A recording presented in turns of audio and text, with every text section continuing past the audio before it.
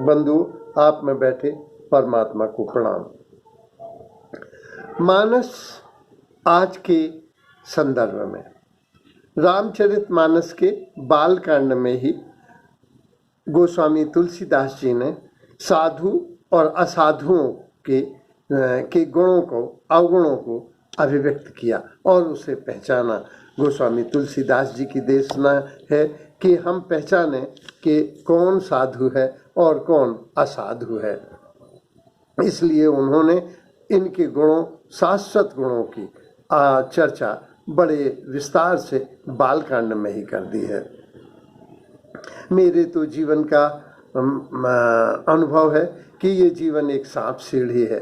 अच्छे लोग मिल गए, सीढ़ी मिल गई तो आप 17 से 57 पे पहुंच गए, और खराब लोग मिल गए, सांप से डस लिए गए तो आप 67 से 7 में पहुंच गए। तो उत्थान और पतन में संग साथ का बहुत प्रभाव है। लेकिन ये आज के युग में साधु और शैतानों को पहचानना बड़ा दुस्साध्य हो गया है। इसलिए कि एक कथा आई है कि ऐसा क्यों हुआ कि अच्छे लोग सामान्य दिखते हैं और शैतान देवताओं जैसे दिखते हैं। तो अच्छाई और बुराई की दो देवियां थीं जो स्नान करने पहुंचे, लेकिन बुराई की देवी ने जल्दी नहा लिया और वो अच्छाई की देवी के कपड़े, सुंदर कपड़े पहन के, और वो भाग गई। इस तरह से बहुत से शैतान साधुओं का वेश धारण कर लेते हैं। तो आज के युग में इसको पहचानना कठिन हो गया, लेकिन तुलसीदास जी ने ऐसे शाश्वत सत्यों की, सिद्धांतों की विशद विवेचना की है कि हम उन्हें पहचान सकते हैं। इसमें जो जाने कि ये क्या है साधु, कौन कौन साधु हैं और कौन शैतान हैं, तो उन्होंने जो लक्षण बताए हैं, उन्होंने कहा जो दूसरे के दोषों को ढकता है, छुपाता है, माफ करता है, वह साधु है। साधु चरित शुभ चरित का पासु। दूसरा, जो सरल है, सात्विकी है और सरलता के सौंदर्य से अलंकृत है, वह साधु है। जो शुभेच्छु है, सभी का प्रेमी है। तो इसमें आया संत सरल। संत सरल चित जगत हित, जान स्वभाव स्नेह। वो सभी का शुभेच्छु है, जगत हित, सभी के प्रति प्रेम से आपूरित है, जो सहज उपलब्ध है। मुद मंगलमय संत समाजु, जो जग जंगम तीरथ राजू। मुद मंगल, प्रमुदित भी है और सहज सुलभ भी है।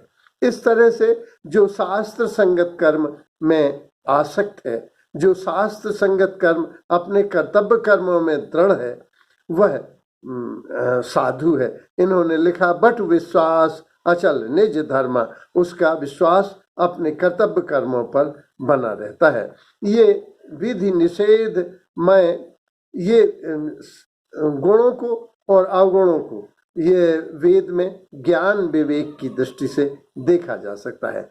कबीर दास ने भी इस पर बहुत अपना अच्छे मत व्यक्त किए हैं। मन के मते न चालिए, मन के मते अनेक, जो मन पर असवार है, सोई साधु एक। जो जिसका मन पर साम्राज्य है, वह साधु है। फिर इनने कहा, सोना सज्जन साधु जन, टूटे जोड़े 100 बार, दुर्जन कुंभ कुम्हार, एक ही धका दरार। ये जो है, जो साधु होता है, वह अगर नाराज भी हो जाए तो उसे मना लेना चाहिए। फिर इन्होंने, कबीर ने लिखा है, जाति न पूछो साधु की, पूछ लीजिए ज्ञान।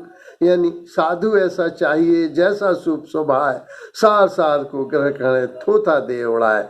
तो कबीरदास जी ने साधु के लिए जो परिभाषा दी हैं, उन्हीं परिभाषाओं को लगभग तुलसीदास जी ने बाल कांड में दोहराया है। संत हंस गुण गहें परिहर बार विकार।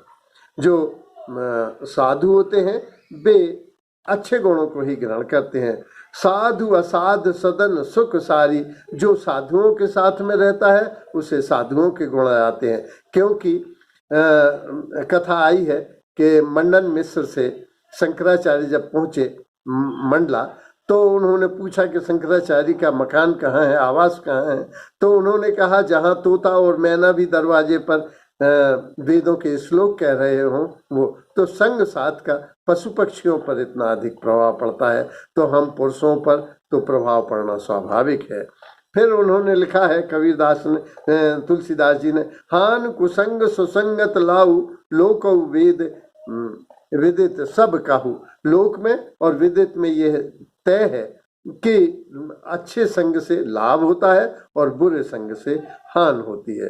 रहीम ने भी लिखा है, कर कुसंग चाहत कुशल यह रहीम बड़ सोच, महिमा घटी समुद्र की रावण बसो पड़ोस। तो संत कहें असनीत, जो संतों ने कहा कि गुरु संग जो दुराव करता है, तो संतों की सीख को हमें स्वीकार कर लेना चाहिए। इन्होंने जो रहीम ने लिखा, वृक्ष कभौ न फल भके नदी न संचय नीर, परमार्थ के कारण साधन साधन धरो शरीर। तो परमार्थ जिसका लक्ष्य हो वह साधु है। संत न छाड़ संतई जो कोटिक मिले असंत, मलय भुजंग भेद या शीतलता न तजंत। वे अपने के दुर्जन भी अपना मूल स्वभाव नहीं छोड़ते और संत भी अपना मूल स्वभाव नहीं छोड़ते, इसलिए हमें संतों का अनुसरण करना है। फिर है कि शैतानों के भी गुण उन्होंने लक्षण व्यक्त किए हैं, क्योंकि आज के युग में जो खल हैं, शैतान हैं, चतुर हैं, चंट हैं, चालाक हैं, ऐसे लोगों के लक्षण भी पता होना चाहिए कि संग्रह त्याग न बिन पहचाने। जब तक हम उनके लक्षणों को नहीं जानेंगे तब तक ना हम त्याग पाएंगे।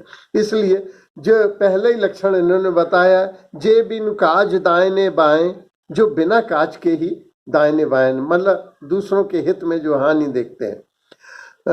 जो परहित हानि लाभ के जिनके रे, परहित घृत जिनके मन माखी, जे पर दोष लखें पैसा। जो दूसरों के दोषों को सहस्त्र नेत्रों से देखते हैं, दूसरों के दोषों की चर्चा करते हैं, चिंतन करते हैं, ऐसे लोग खल हैं, शैतान हैं, चतुर हैं, चंट हैं, चालाक हैं। वे दूसरे की वीकनेसेस पर, दूसरे की कमजोरियों से ही चर्चा प्रारंभ करते हैं और अपने को उसमें सुपर सिद्ध करना चाहते हैं।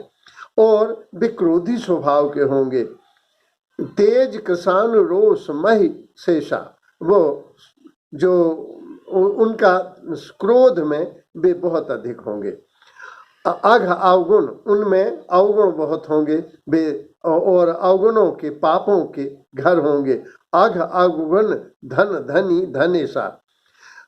अगर हम देखें तो इसमें ये भी पाते हैं कि वे बहुत आश्वासन देने वाले होते हैं। जो बहुत अधिक आश्वासन देंगे उनके आश्वासन सभी कैसे पूरे हो सकते हैं।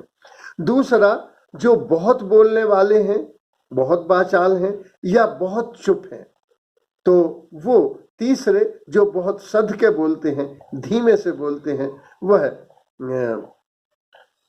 वो एक गांव में कहा जाता है कि अरकसिया के दंत नहीं, अरकसिया के पर नहीं, नहीं जौंक के दंत, अरकसिया के पर नहीं, नहीं जौंक के दंत, जे जन धीरे बोलते उनते बचियो कंत। जो बहुत संभल के बोल रहे हैं, बहुत सध के बोल रहे हैं, बहुत साध के श्रृंगार करके बोल रहे हैं, उनसे बचना चाहिए।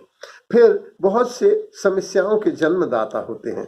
बहुत से मूर्ख ऐसे लोग हैं कि वे किसी न किसी समस्या से ग्रसित ही रहते हैं, तो ऐसे लोगों से व्यक्ति को बचना चाहिए। वो कहते हैं कि जब निद्रा, पाप, चिंता बढ़ने लगे तो समझो कि तामसी प्रवृत्तियां बढ़ रही हैं, और जब हमारी प्रसन्नता बढ़ने लगे तो मानो कि सात्विकी गुण बढ़ रहा है। साधु का लक्षण सात्विकी होना है, सरल होना है और शुभेच्छु होना है, जबकि इसके विपरीत जो खल, शैतान, चतुर, चंट, चालाक हैं, वे स्वार्थी होते हैं। तो वे अपने बारे में ही सोचते हैं। बातचीत के ढंग से भी समझा जा सकता है, जो दूसरे आपके बारे में बात कर रहा है या देश के बारे में बात कर रहा है, विश्व की समस्याओं के बारे में बात कर रहा है, इसके माने वो अच्छा आदमी है। जो केवल अपने बच्चों पे, अपने परिवार पे, अपने स्वास्थ्य पे, अपने घर पे ही बात कर रहा, अपने स्वार्थ की बात कर रहा है, इसके माने वो बहुत चतुर, चालाक, चंट है। ऐसे लोगों से बचना चाहिए, क्योंकि इनका प्रभाव बहुत अधिक पड़ता है। अगर हम आग के पास बैठे तो हमें गर्मी लगेगी, अगर हम बर्फ के पास बैठे तो ठंडक लगेगी। तो उसी तरह से संग साथ का बड़ा गगन चढ़े, तुलसीदास जी ने लिखा है, गगन चढ़ई रज पवन प्रसंगा। जब वही धूल पवन के प्रसंग में आती है तो गगन चढ़ती है, और जब वह नीच पानी के साथ मिलती है तो कीचई मिले नीच जल संगा, तो वो कीचड़ हो जाती है।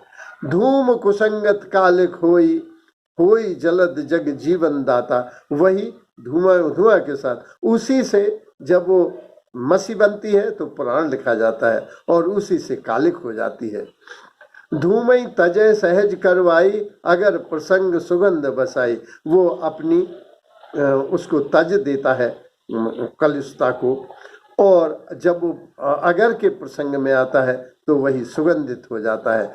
डॉक्टर ज्ञानवती अवस्थी, जो मानस की बड़ी प्रकांड विदुषी थी, उन्होंने लिखा, माँ से संस्कार मिलते हैं, पिता से सूत्र मिलते हैं, और साथियों से आचरण मिलते हैं, संग मिलता है। तो आचरण का प्रभाव सीधा तत्काल दिखलाई देता है, इसलिए संग साथ बड़ा प्रभावी है।